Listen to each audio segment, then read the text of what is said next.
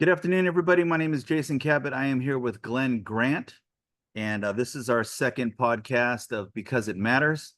And we hope those of you who saw the first one enjoyed it and found some of the information useful to you. So we've decided to focus in on a topic for this one, just so that it doesn't feel so schizophrenic.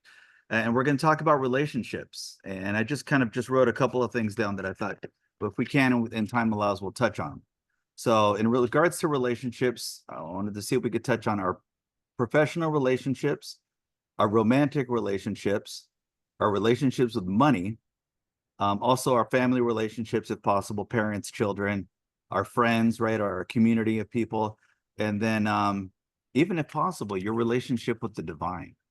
So just kind of our relationships in general.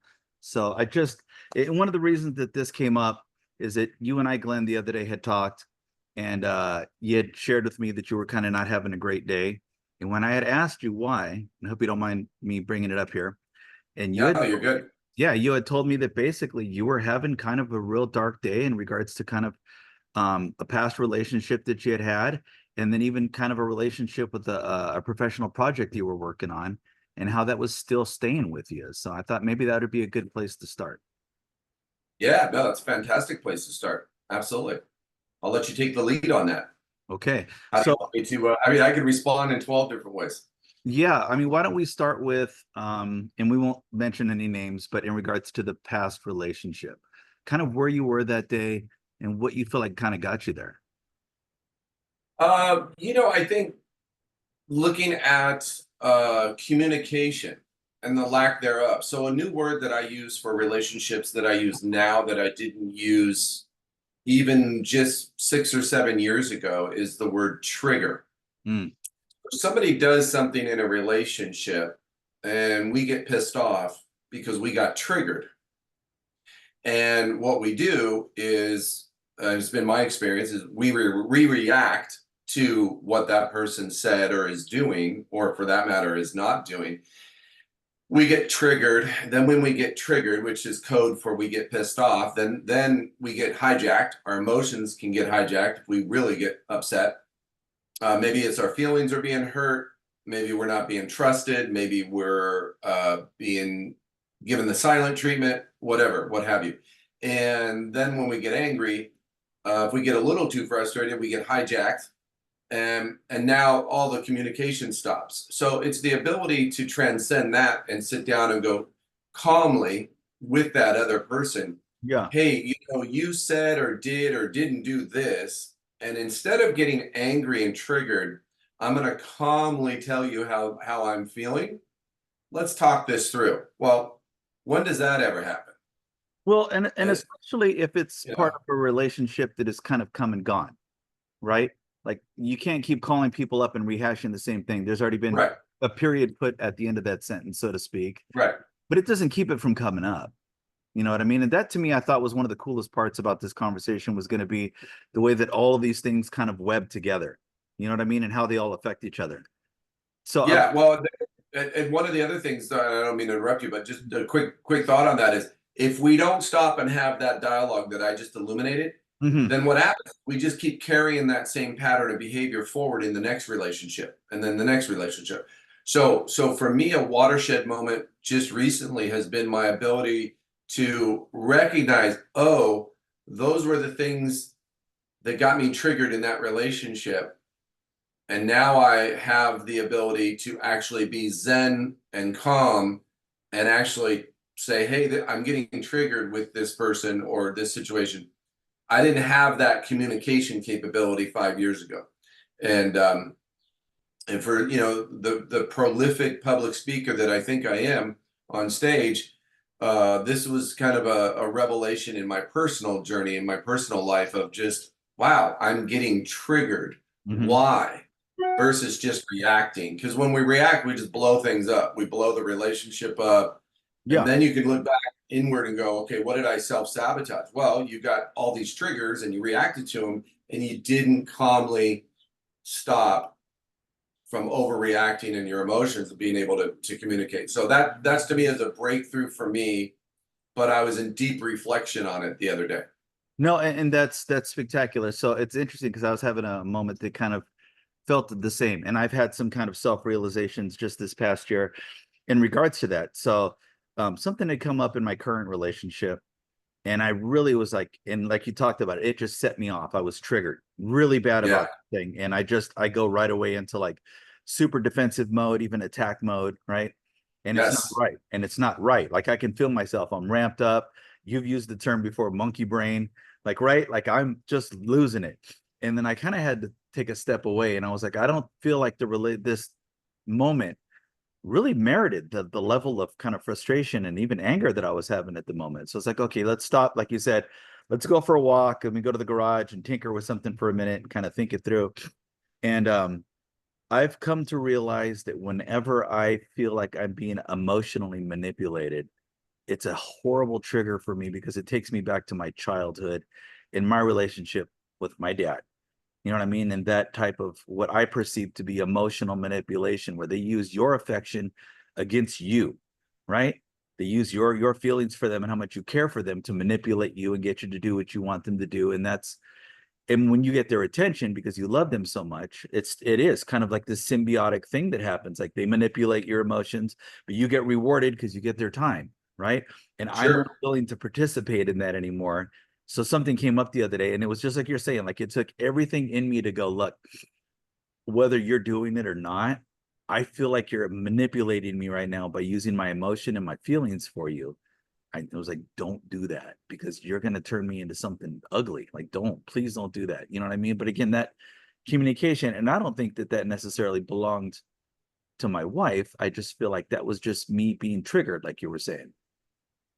Well, I think the interesting part about being triggered and how we react, or quite frankly, what we don't say, is the monkey mind. In my estimation, is then as human beings, we walk around all day making assumptions about anything and everything, about every business situation, personal relationship, what the world. I mean, we're just constantly we're an assuming machine as humans, and so the monkey mind comes in is we're already thinking something about this relationship and this person, and we could be so far off the reservation and so our some of our sometimes our monkey mind is so whacked, the stuff that we think or assume, and it's absolutely not true, but we bring that presupposition already to the table, But yeah, and then we allow ourselves to get even more triggered.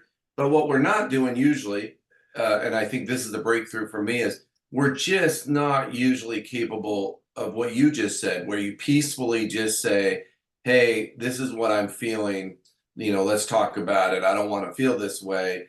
mhm, Please help me not go there, blah, blah, yeah, blah. We don't, when do? We just look at our phone and get pissed off at the text message, or we listen to the voicemail, or we're in a face to face, yeah, and we just instantly go into, sadness, anger, frustration. We retaliate, we get defensive, and then we get super reactive, all those things. But seldom do we ever get Zen warrior like to be able to go, hmm, yeah, here's what I'm thinking, and I'm going to do it calmly. I'm not going to raise my voice and get all upset. So that I've been doing this my whole damn life, and yeah, I'm tired. So it's yeah, a breakthrough. exactly. And it's crazy. So you and I touched on it briefly before, and this is kind of in regards to our romantic relationships, right? So my first marriage, we met in high school. I was 14. We were very young. You know what I mean? Wow. Kind of our first everything. Graduated high school. She was a little older than I was, and got a house and started a business and had two kids. And then right about the time that everything is going pretty good, I had a neighbor who had a little bit of a sleep issue. Like he was up all the time, and him and I got to be good friends. And I found out why, because he liked to do speed a lot, right? And of course, being his friend, I'd go over there and we'd hang out, and I was partying a lot at the time. And he's like, "You want some?" And I was just like, "Sure." And it just set me off. Like I just really, that drug is an extremely jealous and a very selfish drug. And once I got rolling on that, it really grenaded that relationship for me, and it was tough. So as that marriage burnt to the ground, um, I eventually ended up losing our home, and she left and took the kids with her. I've always had an extremely strong bond with my children. My parents weren't great at a lot of things. They weren't good providers. They weren't good communicators. They didn't understand boundaries, but they were extremely loving. You know what I mean? So I'm that way with my children, and to almost a codependent degree, like I need that affection. And at the time, Right. because I was in such a dark place because of doing drugs and was losing my business and my home, and my ex-wife at the time decided that it was going to be better for the kids that they didn't talk to me. And I had made it a practice that no matter what I was doing, I would call them at 8 o'clock before they went to sleep, and I would talk to them and tell them I loved them, ask them about their day. And she basically cut that off entirely. And I'll tell you what, I became unhinged, like on a completely different level. Like I just, it was bad enough. My thinking was completely corrupted because of not sleeping and doing drugs, right? But then she took the one thing away from me in my perception. She took it away Right. from me, and I couldn't live without it, and I would fight with her, and I was like, you got to let me talk to them, they're my kids too. And anyways, long story short, that door was not opening, and I just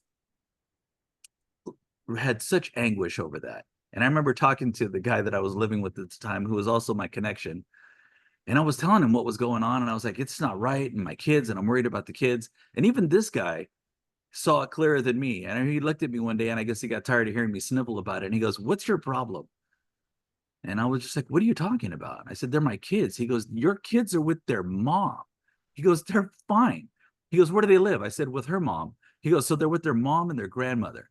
He goes, they're fine. But of course, my brain can't process this, right? So this is that reactive mind, right? That monkey brain. So I got so revved up about this that I decided that I wanted to end this situation. And the only way that I could think of at the time, which was, and I'm not a violent person, but I couldn't keep feeling this pain anymore. So I decided that I was going to kill her. I was going to kill my kid's mom. And I got in my car and I proceeded to her house, and I had a whole plan. You know what I mean? I was going to shoot her and shoot her mom. And when the police came, I was going to let them shoot it out with me. Right. And I was determined to make this happen. Granted, now keep in mind, everything else in my life is completely falling apart. My business is falling apart. They're taking my home from me. I don't have utilities on. I'm a hot mess. So I get in my busted down old BMW, and I make my way 3/4 of the way down the 605 freeway to perform this horrible task. And my car breaks down. Mm. And I sat on the side of the 605 freeway by Ramona, and I cried harder than I've ever cried in my life. You know what I mean? And again, that was my inability to process what was going on in this relationship, and really had no way of even taking ownership of my own actions. I mean, realistically, when I Right. look back at it now, and I've apologized to her over the years, and I'm like, oh my goodness, I was so not cool. I was violent and angry and scary and just, you know what I mean? Everything a parent should it be. In Right. hindsight, she was in her right place to do that until I could get Yeah. myself well. You know what I mean? Right. But it's interesting. I was talking with somebody about this the other day, and I think whatever you want to call it, the cosmos, the universe, your higher power, God, whatever, has this ability to kind of equalize things, right? So I thought about it. So I would have orphaned my kids that day. Yeah. They would Yeah. have grown up without me and without their mom. Oh yeah. So I married a woman. My current wife is an orphan because of the exact same situation. Her father murdered her mom and then took his own life. So I Right. am a recipient of the complications that would come from that very same thing. You know what I mean? So now to me, Wow. when it comes to relationships and interpersonal, you know what I mean, reasoning, like I can't help but to stop and think like there's a lot going on. And if you're starting to get revved up like that, I don't ever want to catch myself on the side of the freeway crying like that with a gun in my lap. Yeah. Yeah. Yeah. Well, you were a whole different person back then. Don't you, isn't that ironic? The irony in that story of how you are now with Rita. Yeah, it's something I never put that together until just this year. Yeah. That's powerful. Yeah, I'm the recipient of that wreckage in some ways, so Yeah. I see how that affects a child, and I'm very grateful that the powers that be disabled my vehicle. I know that Yeah. added to that had to be that was a divine intervention, in my opinion. Yeah, no, I think we're a lot of people are wanting to commit a 187, you know? And I think in their mind, you know, they may not get in the vehicle to go do the 187 as you did, but I think a lot of people get so hijacked with their emotions, it's like it's murder time. Yeah. And they blow themselves up. I've done that a million times. And it's just this ability to catch yourself and go, oh, I'm getting triggered. Let me not overreact because you just take a piece of dynamite to that relationship, Mhm. whatever that is. You just take a piece of dynamite and you blow it up by overreacting because you can't catch yourself and go, oh my God, I'm so pissed off right now. I can't see straight and it's silly. But just to pull yourself back. Well, and that's so And hard. it's a game changer. No, it is. And I feel like it's hard because the brain, at least my brain, I'll get stuck on something and I cycle through it over and over. I start at the beginning, I read Yeah. my way through it. I'm upset. These are the reasons why I'm upset. And my brain goes click. And I start right at Oh the beginning yeah. again. And I'm just on this circular thought pattern where I'm just like, I can't get off this ride. You know what I Oh, mean? it's a hijacking. Yeah. No, and it's crazy. And I think only because of I've gotten beat down over the years, right? I've been somebody who's been right their whole life, if I could say it that way. You know what I mean? I've always been so certain that I'm correct about everything, and at 52 years old now, and I share this all the time with people that I'm like, if something's wrong, my knee-jerk reaction at this point is that it's probably me. Yeah, no, that's good self-awareness because I think our need to be right and make someone else wrong is a very basic reaction inside of a relationship and in a dynamic of no, I'm just going to point the finger at you. It's all you. And this last year, I've been able to point the finger back at me and go, well, wait a minute. You know, instead of making her wrong, Yeah. what is it about me that's creating these situations that this reaction in somebody else that now I call I'm being triggered. Hmm. And it doesn't mean that it's always me, but it's just, you know, what can I do to look at me first instead of someone else first? Well, and It's huge. that's a great point too, because I think definitely we get involved in situations where it is a bit tumultuous. And there is definitely a real narrative going on where something's not right, right? The other person's completely upset. They're coming at you sideways or whatever it is. But like, I feel like it's important to take a breath. At least now I'm trying to develop this skill. I'm not a master of it by any means, but to go, okay, to me, I just want to, I'm looking at you and you're just going off. You're upset. Arms are flailing, right? Voice is going off. And now I'm looking at this going, okay, like, how can I help you not feel that way? You know, Yeah. is it me? Is it you? Like, and I almost am like trying to develop language with that to go like, okay, like I acknowledge the way you're feeling right now. I can see that you're totally unhinged, right? How do we fix that? Because clearly I'm involved in it. You're in my face, just going off, right? Like, how do we fix this? You know what I mean? Even if Yeah. it, And I don't think we like to do that. I think we always point the finger at somebody else. Also, picture it like this. It's like you look at your phone, you're like, oh, no, she didn't say that. And, you know, and you lose your mind. I'm yeah. going to lose my mind with Hmm. what she just said. And versus, you know, what role do I have in that? And you know, it's this, we're talking about mastering our emotions so Yeah. that you can have success in your personal relationships. Well, what we tend to focus on, I think, as men, you know, we want to go master the gym, or maybe we want to master a business or our finances or some, you know, fixing up the damn car. Or for me as a writer, I want to create a masterpiece of, you know, a next bestseller or a speech that I'm working on or a house that I'm designing and building. But when do we ever go, how about I master my emotions? Yeah. Why can't I be a Jedi warrior with my emotions? Because I'm like, I'm one of these people where, and you know, I'm used to being on a construction site, right, as a developer. So I'm sitting there nice and docile, got my coffee going, I'm all tranquil. And then someone goes off the reservation and I lose it. And it's not that I'm, you know, and so you just get easily flared up. Hmm. And I think the older we get more that way because, you know, you've had more losses, more disappointments, more stress, more challenges. And so you're easily triggered. Hmm. Not that we, you know, there's 20-year-olds that are not walking around as a complete hothead and a mess, but I'm just saying, I think in general, you older you get until the day you don't. Oh And you no. have Yeah. what this epiphany is. No, absolutely, absolutely. And you and I talk about it. I read from a very specific ancient manuscript that says that no man does good all the time. You know what I mean? And Yes, those sir. words are so true. I don't care what your intentions are, how zen you are, how you know what I mean. But it's interesting that you touch on the construction subject because I work in the same industry right now, and that is such a terrible thing at times because I have homeowners that get extremely critical or what they're asking us, to perform a repair at a level that's unreasonable. They're like, Oh yeah. I need perfection, and I've had to develop language with that too and be like, I totally understand that that's how you live your life. And I respect you for wanting things to be like so perfect. You know what I mean? But just understand that within this industry, we have a term that's like best possible match for color and texture, best possible match. We don't do perfect in the construction industry. Nobody does perfect. So if you're asking me for perfect, like this conversation's already over, but I've had to learn how to manage people in that way where they're just going off and they're like, that's it. I'm going to kick your guys out. Or I've had to threaten to have my team walk out. You know what I mean? Like you just can't, but yes, professionally, now that we're moving on to professionally managing relationships, I feel like is even harder because I feel like with our personal relationships, your family, your romantic interests, whatever it is, right? You can have moments where you get real honest, right? Even too honest. You're like, oh, I shouldn't have said that at all. You know what I mean?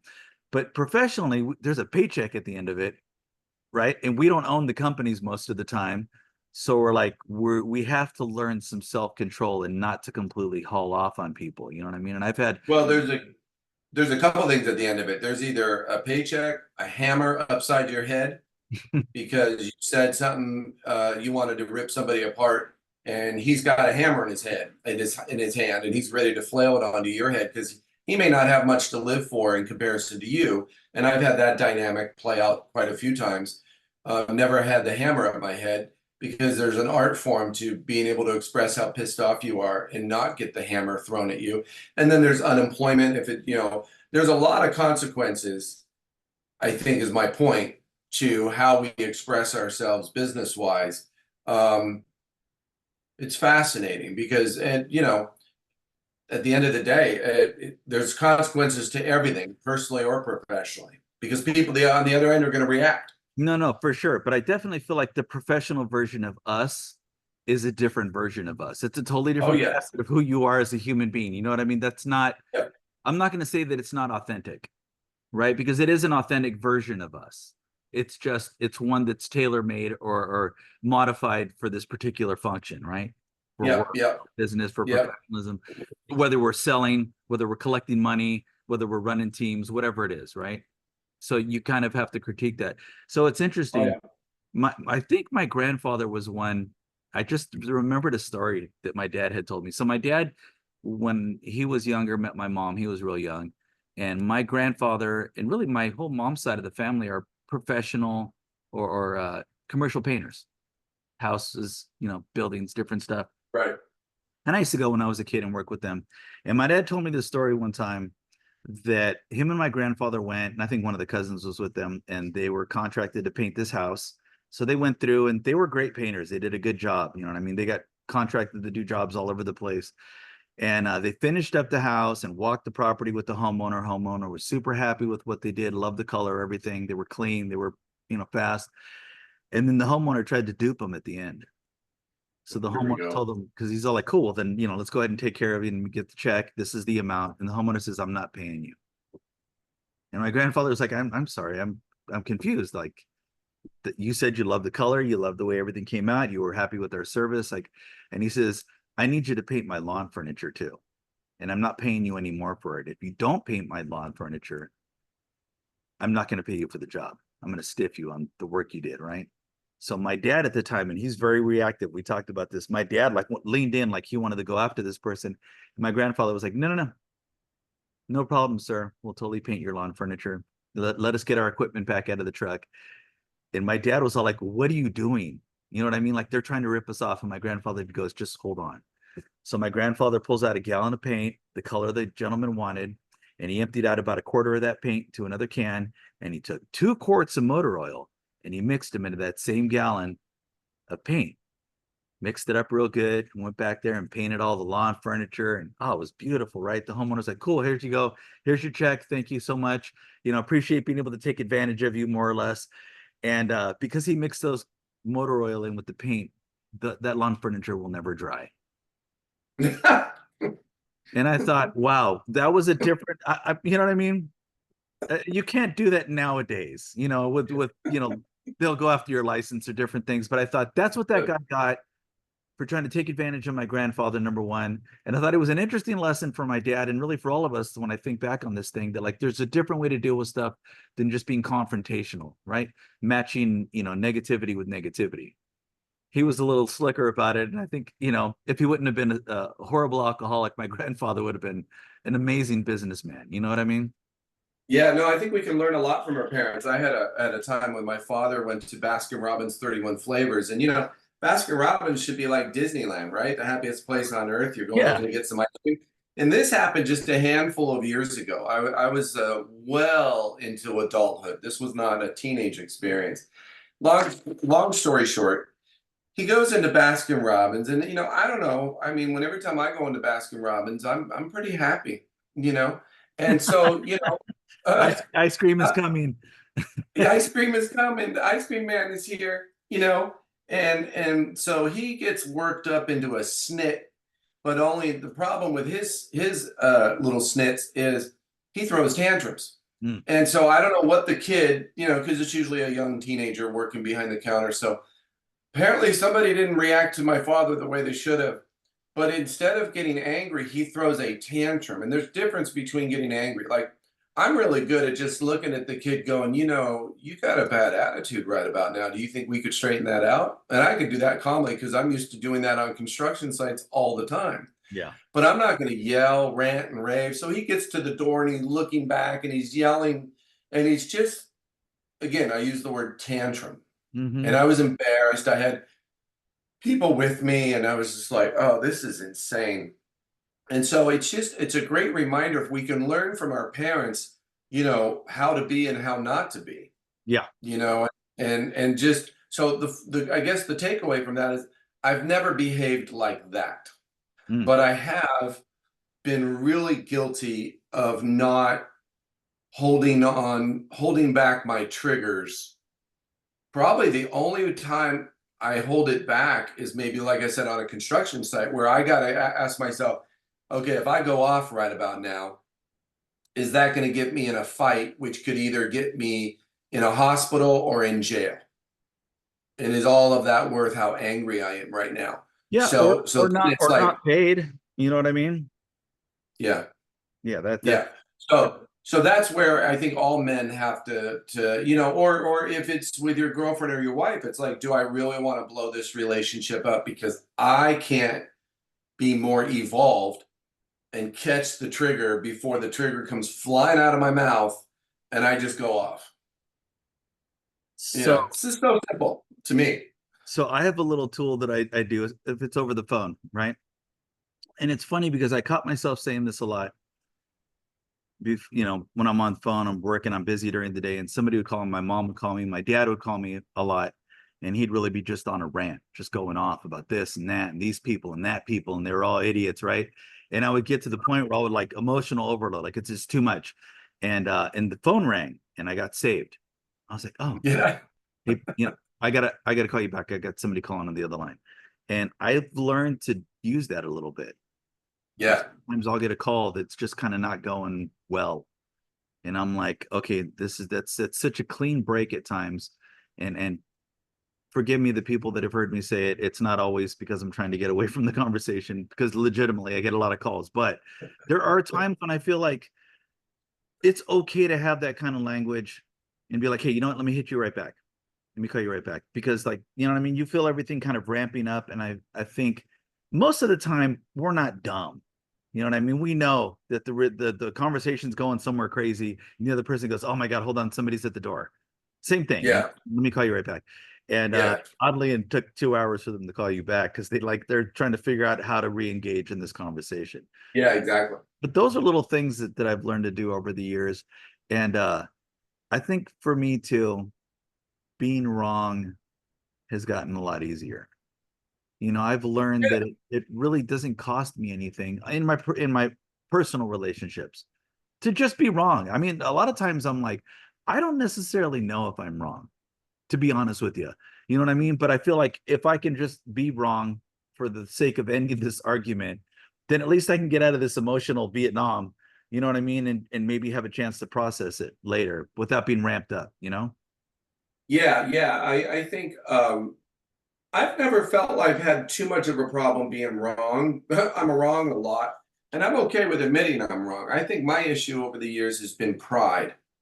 My ego gets hijacked. I get prideful, which means I get quiet, or uh, or I can get really vocal because I have no problems with confrontation. I revel. I love holding people accountable. I've been that way since I was a teenager, holding my Oh, father accountable. I was lucky to grow up in a house where I could stand there eyeball to eyeball, belly to belly, and go toe to toe with that homie, and I didn't have to worry about getting whacked.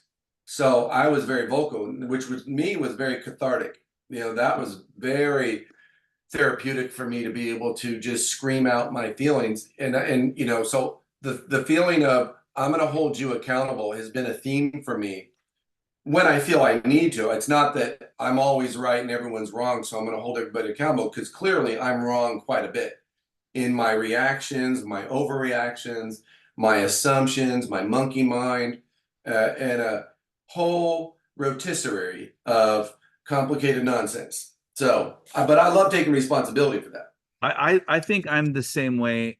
At least I've attempted to be that way over my life. And I know it's mostly with me and my dad, you know, that I would come to him and I would really, like you said, hold him accountable. And I'm like, no, it's time that we talk about what's really going on. And I would have this whole Yeah. thing with him, and I'd get emotionally invested in proving this point to him. You know what I mean?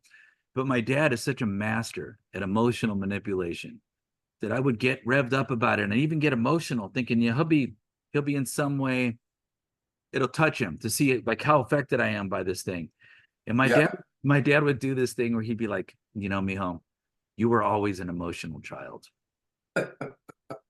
And it would just totally just take everything that I just said that was real and meaningful and genuine, and he would turn it into that I was just being an emotional child. And he would Yeah. totally just discount all of it. Like none of it was Yeah. valid anymore. So I think Yeah. for a long time in my life, I choose not to do that anymore, because there's a part of me that feels like because of that exchange, I'm all people don't even care. I'm over here trying to hold Yeah. them accountable for what they're doing. They don't care whether you don't know, whether they're genuinely doing something wrong, whether they're not. They don't care as long as they get whatever it is they're fishing for. You can feel however you want, and that's been my experience. You know what I mean? So, I, Well, go ahead. no. No, I was going to say that I think because of that, I tend to not do that anymore because I think most people don't have the capacity for honesty. So then I'm just wasting my time.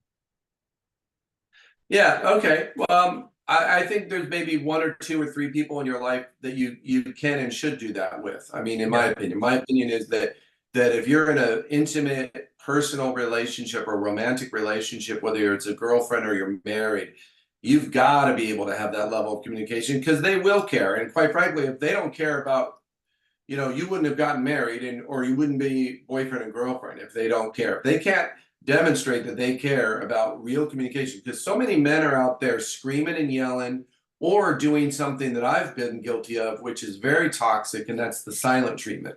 Mm, Nothing's better than, oh no, she said what? And then it's like, oh, I'm gonna put you in timeout. And that's the worst timeout you can give somebody, is the silent treatment. And couples do that to each other, left, right, front, and center. And it's very toxic. It's very prevalent. And and to break through it, it's usually, for me, it's been pride and ego are yeah. the roadblocks. It's like, can I just set my pride and ego aside? And in my mind, I'm like, she is so wrong. She owes me an apology. I am Oh so yeah. pissed off. That's what we're telling ourselves, right? Oh But you yeah. set all that aside and you just go, you know, okay, even though this little knucklehead in front of me has really triggered me and did all this and said all this, how about I just get into gratitude and try to get to that compassionate place of just, I'm grateful they're in my life. Something's triggered them. Hmm. Maybe I'm involved in that triggering. So what can I do to actually be the leader in that conversation and actually sit him down quietly? And that's a game-changing moment. I don't think most people are capable, and the ones that are, if we don't have our own self-awareness wash over us, it's major therapy and counseling Yeah. to get to that point of being able, can you communicate at that amazing level with your partner? Now, with a parent, and I've got a PhD in parenting, just like you do, with being combative with a parent and being involved. You Yeah. know, my father has dementia, so he doesn't know who I am anymore. But I'm so past the point of needing to hold him accountable or put him in timeout. I've just gone, when you finally somebody reaches dementia stage, you let go of all that, and you just have the empathy for, they don't even remember who you are, so really none of that stuff matters anymore. And as adults, we don't have the time, even though I think a lot of us are guilty of this, to hang on to all that childhood stuff. But that's We that's just don't. that's a rational mind, because I know people that they'll die holding on to that. So Oh, of course. I heard an interesting quote from, of all people, Mike Tyson, about this. And he was talking about and it's a common theme with African American families, that the father's, absent. I think with a lot of families, really. But Mike Tyson was saying that he really had to work on that, putting away that resentment. And his quote was cool. He says, "Don't kill yourself trying to dig up the dead." And That's a great one. and I was all That's like, a amazing, amazing, right? And you gotta just let them go, let the dead rest, right? So I thought, yeah. wow, what an amazing lesson that was, from Mike Tyson. You know what I Oh, mean? Mike Tyson has another one. Mike Tyson's other great quote is, "Everybody's got a plan until he gets punched in the face." Yeah, that And was a that's good what one. life is. You've got your plan in life, and then life opens up a can of whoop ass on you and punches you, and then what are you going to do? What's your plan B? Yeah, exactly, exactly. Now, with Mike Tyson hitting you, you may not have a plan B available Yeah, to you. you just go to sleep. You're done. So it's it's really something with it. It's interesting to hear you talk about the silent treatment. I've not ever been a man who's been capable of that. I'm the total opposite of that. If you and I get in an argument, I want to talk it out for hours until we get to the bottom of it. And I can't let it go. My wife has been great. She's been instrumental at this, at little things with me. And she goes, not everything needs to be talked out. It just shattered my whole perception of life with that one phrase. And I thought about that for about a week. It was a long time. A long time ago, she told me that. And I go, you know what? It was weird, because in a way, I felt like she let me off the hook. Like, I don't need to carry around this energy anymore of being angry about Well, something and feeling like I need to get to the bottom of it and I need an apology from you, or you know what I mean? Like, she would just like, dude, just let it go. Like, as soon as you stop tripping, we can get back to having a good time. I was yeah, like, well, but I think there's a dichotomy to that. I think in a lot of situations that's applicable, and you're absolutely right. And you're absolutely right. She's right. yeah, And yeah, and but then I think there are things that need to be talked out. And when I use the word dichotomy, for me, it's, I'm capable of two things. I could go long for hours talking stuff out because I can go deep, yeah. but I am a master practitioner, my friend, of the silent treatment. And Oh, that's very shameful. It's very shameful. And I really, just to mention it, I'll throw myself under the bus for anybody that may be listening to this podcast. That's really why I'm mentioning it, because it's a very shameful, toxic, hurtful thing you can do to your partner. I've done it a lot when I've been really pissed off. And what are we saying when we're pissed off? Somebody hurt our feelings. Somebody slighted us. Somebody hurt us. So we don't like to say hurt. We like to say we're pissed off. yeah, My point is, I throw myself under the bus on today's podcast because it matters to yeah, have somebody hear that and go, maybe I'm giving my girlfriend or my wife the silent treatment because they're saying stuff that's triggering me, and I'm not able to pull back the trigger before I fire that gun because I'm used to just blowing people up. And it's not the Wild West, man, because if you do that, you're just blowing up relationships. So I've done all that. I'm much better at recognizing it, but that's why I mentioned it. I think it's prevalent, and I think it's very toxic. And I've had a hard time with it myself, but now I feel like I'm on the other side of it. Big that's time. and I'm trying not to pursue things to infinity and beyond. You know what I mean? Like There you go. just shut up. You know what I mean? I don't know. I feel like if you put time as part of the equation on any kind of emotional issue you're having or interpersonal relationship thing that's happening, that's an amazing thing. And that's been the one thing that I feel like I've always had this sense of urgency when it comes to my emotional interactions with people, is that I feel like I want to push it. Like we need to fix this right now. You know what I mean? And I think by doing that, I might also be overemphasizing whatever it is that's not working and making it way bigger than it has to be. Maybe it's okay that we have a difference of opinion on this thing, and that could be all right. Like, what two people could align on everything, right? Well, yeah, there's difference of opinion, but then there's somebody said something to you that hurt your feelings or made you angry, and so those are separate. I think the other thing too is, there's a lot of things we're not taught. They don't teach us in high school anything about financial literacy, and they sure as hell don't teach us any emotional intelligence. And so we learn all these things by default, and usually it's at the cost of a marriage, a first marriage, and then maybe you're on your second marriage, or God forbid you're on your third or fourth major relationship in your life. Yeah. And so that's the sadness of we're not taught life skills in high school. We don't learn any of these relationship skills. And then you either haul your carcass into therapy and relationship counseling, or you start reading some compelling books, or you start really ruminating yourself on what is it about my way of being that could be affecting somebody else. And then what are they bringing to the table? They're pre-biased, maybe like a lot of people have trust issues. So they're bringing that to the table. And it has nothing to do with you, but then all the things they're saying, because they're just naturally, inherently having a difficult time learning how to trust people. So they're triggered constantly. Then they say a bunch of stuff to you, and then you get triggered. And now it's a free for all, and it's a disaster. Versus one of the people has to catch themselves, and that dynamic plays out between parents too, parents and kids. This dude, my dad, right? Or my brother, he's been running this program on me for years, and I'm not going to tolerate it, right? So that's our narrative. Yes. I'll put his ass in timeout and put him in check, and or I, and usually I'm going to haul off or do something, or you catch yourself, and you can just be. It's just a healthier way of evolving your emotions. So I just think at the bottom of it all is, if we're going to live a good, healthy life, yeah, we got to eat well and exercise and master our bodies, but we also have to master our emotions. Yeah. And I've been very guilty of the fantastic communicator that I am. I have not done such a great job in that department over the years. And I'm finally having a lot of awareness. Yeah, yeah. And those two things don't necessarily go hand in hand. You can be a great communicator and you can learn how to transmit information eloquently and intentionally, intellectually. The information you're conveying might be crap. You know what I mean? It might be emotionally totally not right, but you're doing it in a very elegant way. And I'm the same way. I love talking. I love, language. I love, the whole thing. It's tough. It's interesting. You touched on finances, and Rita's taking this financial course right now, and it's really a trip, some of the stuff that they had her do. And she's always trying to drag me into it. She's like, well, we should do it together. And I'm like, man, like, I didn't sign up for this course.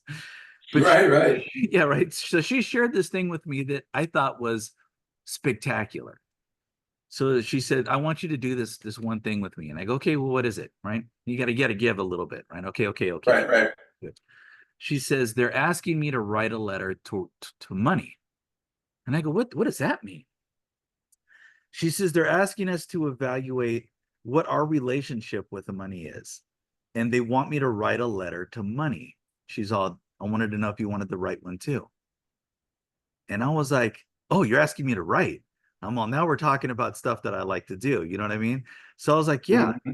But dude, the thought process that came along with this idea of personifying money and my interaction with money and my relationship with money really sent me in a totally different place.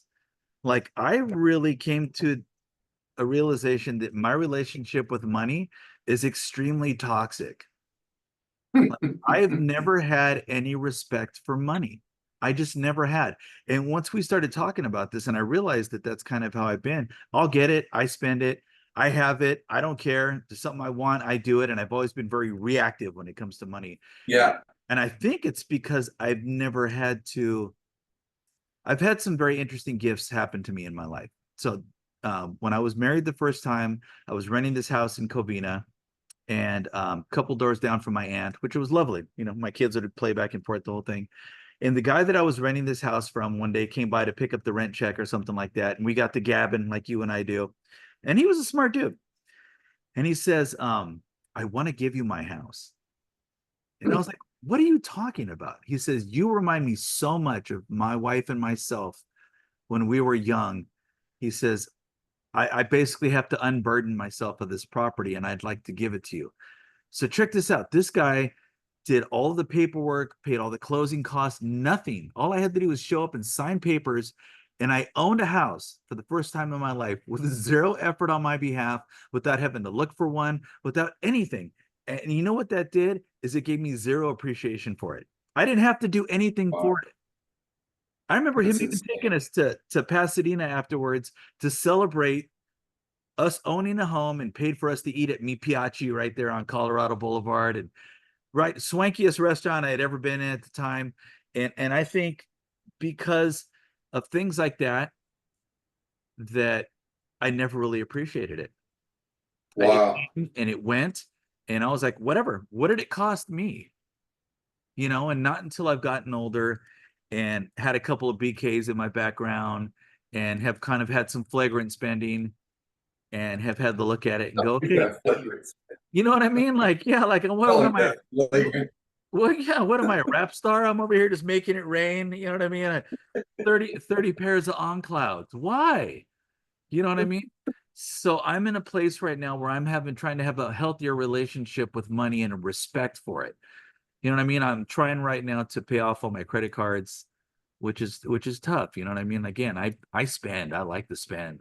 I'm even with my wife and I. She's always been a saver, you know, and I'm like, hell no, that looks great. Let's get two of them. And I would even at times tell her. It took me years to understand what she was doing. We'd be out somewhere at the mall, and they'd be like a Gucci purse. And she's like, oh my God, that's beautiful. And I always say the same thing. You want it? And she's like, that's like a $4,500 purse. And I'm like, I didn't ask you to pay for it. I'm asking you if you want it. And she would go, no, I don't want a purse like that. You know what I mean? Well, I would be afraid to set it down anywhere. But it's taken me a long time to look at stuff and be like, baby, I don't buy it. Yeah. Yeah. So I have a completely different take on money than you do. Totally different. So I grew up poor. And I mean that, you know, my father was a school teacher in Pomona, but we just had one income. My mother didn't work, raised us two boys, and they were divorced by the time I was 12. And my father basically didn't have any money left at the end of his paycheck. So I really grew up poor. You know, I was not going to they were not going to buy a car for me, buy me enough clothing. My dad's only support, and this is not a pity party. I'm at all. No, It's real. all this. It's just about, you know, my relationship with how did money start. And for me, he would just leave a 20 on the table so I could go fetch and fend for my own food. So I grew up, you know, just not having nice clothes. And I remember I got my first job. I lied and said I was 16, and I was 15 years old. I had a hole in my Sperry topsiders, so that when I walked, the bottom of the sole flapped open. I So had it was like K-Swiss. It was the same. Yeah. It's fantastic. And then I was driving a white Toyota Corolla, and my Corolla was doing the same thing. The front, the Corolla was all smashed in. So I had to take the damn hood and tie that down so it didn't do this. So between me and the car, we're both walking around, flapping around, flailing around, broke, feeling like, and I'm a white guy, so I can say this, just feeling like white trash. And but I grew up kind of a teachable moment, an epiphany happened for me when I was 13. I used to just drown out in reading mafia books because I loved looking up to the Chicago gangsters in those pinstripe suits. And I said, when I grow up, I'm going to wear custom shirts and pinstripe I suits, and I'm love it. gonna. I never knew that that's why you were into that so much. Oh yeah, That yeah, makes a lot yeah. of No, sense now. You're Meyer Lansky. yeah, no.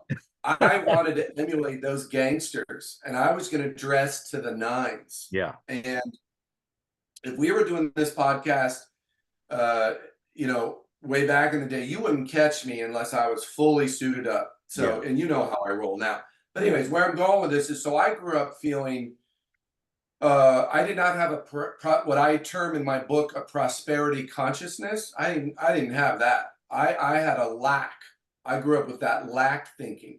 So I would covet money because I was always so broke. And so I would have chapters in my life where I manifested great prosperity, and then I'd be broke. And so for me, money has always been a safety net. It scares the living daylights out of me to not have money, because when I don't have money, I am in complete frenetic panic mode, and there is no greater angst and stress than to not have money. And so for me, the real that cemented during the Great Recession. When I first met you, I was starting to bawl, and it was like, I'm driving the $90,000 convertible Cadillac. It's a badass car. I'm flipping properties like hamburgers, making 50 to 100 grand on properties. I've got a thriving mortgage business. I'm speaking. I'm writing books. Money's falling all over the place, and I'm like, oh God, I'm on the trajectory to be a millionaire. And my car, that car, I'd roll down the street and heads would just turn. I mean, guys would like have whiplash. That thing was such a looker. And I felt like $1,000,000, and I was on my way to making 1,000,000.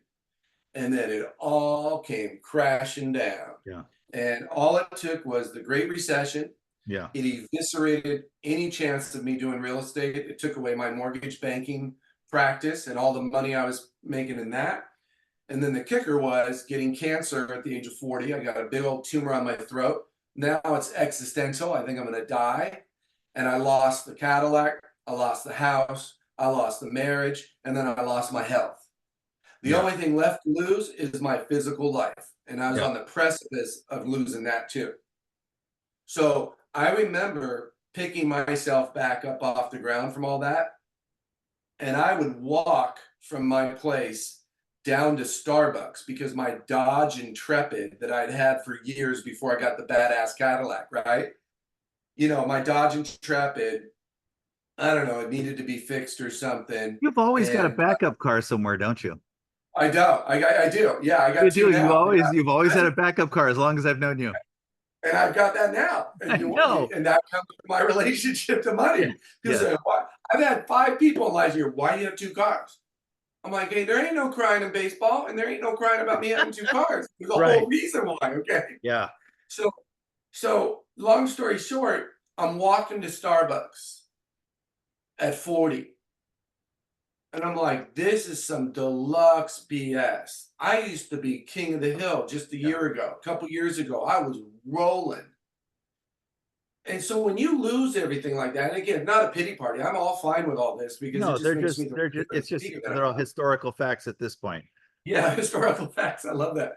Yeah, to be illuminated, teachable moments. But my point is, so I re-engaged with my relationship to money. I already had a different reference point growing up, and then when I finally started making it and then lost it, not of my own doing, I doubled down on my relationship with money. So the compelling essay that I could write to my relationship to money probably has to be a chapter in my new book, Compound Wealth, doesn't it? Yeah. No, mine was a long apologetic letter to money for mishandling it and never respecting it. And I'm like, I never respected you when I had you. You know what I mean? Yeah, and it's so sad. It's sad because it's. I always tell people, cash is king. Have that savings account. Yeah. Respect money. So where does that manifest now? You and I have had this discussion before. It's the $300 dinner that you're taking your girlfriend out to, or your wife, or whomever. Yeah. I have a hard time with those dinners. Now, again, we know the Glenster loves to suit up, and nobody can suit up as brilliantly as I think myself. I think I can. Don't hurt yourself. So I got the custom shirt, the suit. I love getting dressed up. I love going No, to nice I do restaurants. too. I do too. I love And you clothes. do too. Yeah, You are Cary Grant personified, my dear friend. I'm So they can. Yeah, yeah, you do well. And so we love that stuff. But I actually get disturbed unless it's, for me, it's causational. It's like, is this a birthday dinner? Or right, is this, we just closed a deal dinner? But right. if we're just out throwing money around, I get disturbed because I respect money so much. It's like, oh my God, do you know what $300 or $400 worth of groceries could do for how Yes, long? yes, It's just, and I think, it's on my mind now because I'm rewriting my book, Compound Wealth, right? So I'm knee deep in my finance book, 7 years old, redoing it. I'm always thinking about money 24/7 every day. And again, it revisits that issue of, I tell you, Jason, there's been few pains in my life that are greater than being in your late 30s or 40 and you've got $600 in your bank account and you are melting down when yeah, you had 200 grand in your bank account just 18 months or 24 months earlier. That is a humbling experience. It's a watershed moment, a seminal moment in your life. And I'm telling you, I will never let go of that feeling of, well, I know what it's like to have 400 grand in the bank, half a million even, and I know what it's like to have $600 in the bank, oh yeah, and I'll never let go of that. oh yeah. No, it's $600 in the bank, and you get $1,200 worth of bills and necessities. That's always how that goes. No, it's crazy, Very crazy. scary. I'm definitely I'm working on being different about that. It's just, you know, I think for me, my fear is that eventually I'm gonna get, and age probably has a lot to do with it. You know what I mean? Like, how long can I keep hustling the way I hustle? You know, I feel like if I dream it, I eat it, I think about it. Like my life kind of revolves around what I do, you know, and I know you feel the same way. So, you know, having a more healthy relationship with that and maybe not going so hard, you know, it's tough. It's tough. And I feel as men, you know, somebody made a reference one time. They said if there weren't any females, we'd all be living in a garage somewhere, driving an 83 Corolla, wearing, you know what I mean, cut off sweats. What would we care? You know, but Oh, for men us, would be in a cave. I know, dude, we would be Neanderthals. Like, because for what? What would we care? We'd all have beards down the hair. We'd smell like onions. No, man, listen, man is an absurd being running loose in the universe. He is a Neanderthal by his very nature. And Hmm. great philosophers over time have talked about that, being an absurd being in the universe. I think men, by our nature, we are very Neanderthal. So, Hmm. we just are Neanderthals until we refine ourselves, until we say, I don't want to be a Neanderthal. I want to refine myself. Women, whether it's our mother, our girlfriend, or our wife, help us rise up and be the best versions of ourselves. Women, or a woman, the right woman, an amazing Yeah. woman in your life, just brings out the best of you, man, from the clothes you wear to how eloquently you speak to how hopefully well you behave Yes. and everything else. It makes you want to be ambitious. Um, and so I think, we need to pay a big homage to a woman in our lives, or the right woman, or like I said, a mother or sister or Absolutely. wife or Whatever girlfriend. female it is that's inspiring you. So it's interesting because I'm on my third marriage, right? And in my first marriage, my mom's significant other at the time had made a comment to my mom, and he said that I needed to get away from the woman that I was with, because as long as I was with her, I was never going to have any success. And that the person that I was when I was with her was not good. It was not beneficial. It was not motivational. It was so permissive that I didn't have to do anything and have any responsibilities, right? So I think that after my second marriage, I started realizing I'm somebody a little different with everybody that I'm with. Like, I wasn't the same person in my first marriage that I was in my second marriage. And, you know, even when I'm around different people, we're always kind of somebody a little different depending on who we're around. So I thought, if this is the person that I'm going to be around all the time, and I shared this with my kids too in regards to their relationships, be with somebody that the version of you that you are when you're with them is amazing. Be selfish in that. Yeah. You know what I mean? And that, I feel like, is how I feel now. You know what I mean? In all humility, you know what I mean? I'm not trying to beat my own drum, but I definitely like the person that I am when I'm with the person that I'm with. I think that not a day goes by that I don't feel like I scored, like I married up. You know what I mean? Like I like secretly, I'm all like, God, I hope she doesn't realize who I really am. Because she's gonna walk as soon as she realizes that I'm not that spectacular. Yeah, you Um, leveled up, buddy. You leveled Dude, up. and I think that's probably a healthy way to frame it. You know what I mean? I think we should always feel like the person that we're with, to coin a Jack Nicholson, right? Hello, darling. Right? You make me want to be a better man. Like what a great line from a movie. Like that is the That's a great biggest line. compliment that you can pay to anybody. Yeah. You Yeah, know, it truly is. And it's incumbent upon us though to even when we're with somebody amazing, we still do have to level up and look inside and look at our emotions. And so I don't think they totally get us off the hook from that. Um, but what's emblematic about a great relationship in my mind is that it's two parts. They bring out the best version of you, but you never seek trying to be a better version on your own of looking at your own behavior. And again, I just don't think very many people do that. I think we're so reactive towards the other person. But I love your premise and I believe in it. It starts with, are you married to do you have the right partner? You have the right yeah, life partner. yeah. And that's half the battle is, can we meet the right life partner? Now that person's not perfect the last time I checked. So they're still going to have some flaws just like we have flaws, but can we then level up, rise up and have that level of communication? And a lot of times when we're younger, we're not even having this conversation, No, what I call no, conversation of consequence. This isn't happening at no, 30. no. We're not talking about this at 30. No, I'm just pumped to be with somebody, and I love, the appearance of them, and they make me Yeah. feel great when I'm with them because of that. You know what I mean? And I think we live off of that physical interaction for a lot of years. You know, I I can speak to that real fast. I had a lady, and this was not romantic at all. It was just somebody I met a few years ago when I was developing homes in Arizona. I know we're in our sweatbox here, I heat know it's box, hot today. Yeah. and I had actually never met her. We were just talking on the phone because I was going to go do some yoga at her yoga studio. Anyway, long story short, she goes online. It was snowing out, so it was damn near a blizzard, so nobody could go anywhere, anyways. But she just got curious because she knew I was a writer, and so she went online and she looked at my documentary film that I had made and looked at my books and kind of saw my speaking website. And then she got back on the phone with me a few days later, and for some reason, this stranger who I'd never met, and again, there was no romantic dialogue; it was just dialogue, and there was no intention of a romantic dialogue. But it was she made a comment that I've always stuck with me. She says, "Wow, you're very shiny." I'm like, "Oh, okay." You know that image. I don't look too shiny right now, except the sweat beading on Yeah, the forehead. yeah, That's shiny. That's shiny little forehead. yeah. And I'm like, yeah, I'm shiny. Yeah. And so something you said triggered me.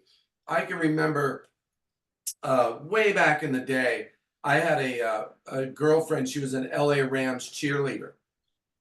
And I won't name names and go into the storyline, but The I names and remember, faces have been changed to protect the innocent. yeah, exactly.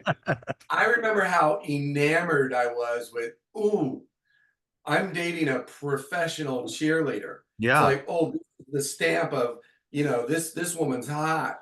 Yeah. And it's like, I was enamored because somebody was shiny.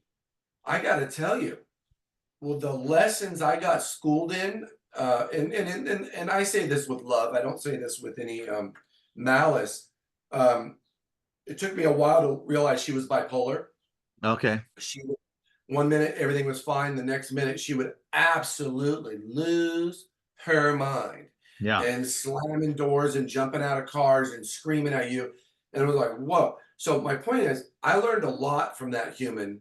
But I remember and so young people that might be listening to this, or anybody that's under the age of 40, instead of looking at your life partner as this shiny, they're this, they're that, if we're not willing to go deep inside to emotions and what's triggering us and being able to communicate emotions without flying off the reservation, then it doesn't matter how shiny or attractive No. or any of that, Yeah. because it'll just be a hot mess. I have a theory that I think that it's our love for a person that makes them physically attracted to us and us to them, right? And the reason that I think that is that I look at old couples.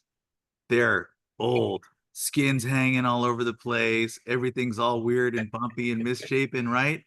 And they still look at each other like they're 18, like, oh, she's so hot. Oh, I'm yeah. like, oh, she is so Ew. hot. Like, you know what I mean? But they don't see that version of them. They see that emotional version of that person, and it's our Oh, love yeah. for them that makes them beautiful. You know what I Yeah, mean? yeah. It's Of really, course. it's amazing with that. You know, your I mom. love, you know what I love asking people when they've been married 40 years, and I have many people in my circle of trust that have that dynamic because I belong to a spiritual center where the whole demographic is 70 and above, Yeah, 65 and above. So I got a lot of people. Anyway, I love people say, I've been married 40 years, and I always, so you guys still like each other? And yeah. then I always ask that question, and then I love hearing the answers. Well, and I think that I think that's how my relationship blossomed, because we got into our relationship under a different premise where we weren't looking to be in a relationship, and we were just, very casual with each other, and found out that we really liked talking to each other. Like, we would catch each other talking on the phone. I remember her getting in trouble at her work because she had a work phone at the time. And they were like, dude, your phone bill came in and you'd have like 15,000 hours of cell service time on your bill this month. Like, they had to change her whole plan, because we would just sit there and talk and talk and talk and just talk about everything. You know what I mean? The universe and filaments and light bulbs and the weirdest stuff. And we would just talk. And I think that's, you remember that movie, The Wedding Planner, with Jennifer Yes. Lopez? And the dad was talking to her about how his mom and him and his wife, her parents were an arranged marriage. And he was like, no, your mom couldn't stand me when she first met me. She said that I was big and clumsy and hairy. He said she couldn't even look at me. And he said he talked about, there was a time when he got sick really bad at the time, like with whatever, like the influenza. And he said she cared for him and took care of him during his sickness. And he says after that, he learned to respect her. And he says, and after a while, respect turned into friendship. And after a while, that friendship blossomed into a love that he could have never imagined that he could have been part of. You know what I mean? So I Yeah. think our journey to those relationships, meaningful relationships, have to come from a place that is not purely physical. It's nice to have that, and I think that's essential too, because there's a physical being of us that also needs to be satisfied. But to be able to have somebody that you can sit in a car with for 4 hours on your way to wherever and just yak it up about different things and share each other's opinions and not be put off by it or triggered by it, and just have that one person that you can just kind of share that with, If you and Rita get divorced, I'll marry you because we can talk for 4 hours in a car. But I would say this, we'll do just fine. I'll say this. She divorces you, hell, I'll step up. I'll say this though. It's Oh a my God. I told you I'm going to prerequisite. start introducing you as my life partner. There you go. Careful. I'll lose my man card. But the prerequisite for being a man, I'm Okay. going to say this, demonstrative, to being a woman, to being a human being is what's mandatory is everybody has to watch The Notebook. That is a mandatory movie. That's a seminal movie I love it. that will leave you in the fetal position. And if it doesn't, then something's wrong with you. And that is the essence of what we're talking about right here is the movie The Notebook. It's spectacular. I think that our love can do that. I Yeah, love and when she has that's the line. You're just a walking movie thesaurus. that is one of my favorite. That is one of my favorite movies. Sweet Home Alabama is another one that's spectacular. I love when they're kids and they're on the beach and she's just like, I want to marry you. And he's like, what do you want to marry me for? She's also, I can kiss you anytime I want. Both of those movies are great. Yes. And I think men should take the time to look at that type of stuff and study those relationships. What made them special? Like in the Notebook, they were obviously, and it's weird. All of those stories, now that I think about it, they were not always perfect, right? Because you think about the Notebook and the way that Noah, and I can't remember her name, they fought all the time.